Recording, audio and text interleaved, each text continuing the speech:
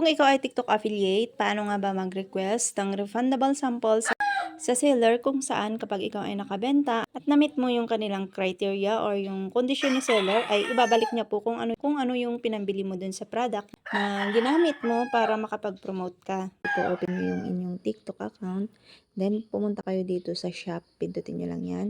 For example po, ito yung gusto nyong bilhin.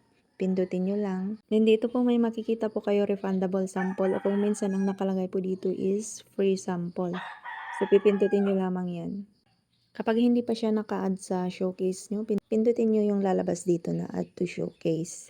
So ang nakalagay po dito, order refundable sample. Generate 3 sales for refund. So kailangan mo dito makabenta ng 3 gamit ang promotional video mo bago i-refund ni seller yung pinambili mo. So para makapag-order tayo ng refundable sample, pipindutin lang po natin yan. Pindutin na po natin dito sa variation or dito sa baba para makapag-select po tayo. And pindutin ang select. And pindutin nyo na po itong place order para ma-check out nyo. Yun lang, follow and share for more tips.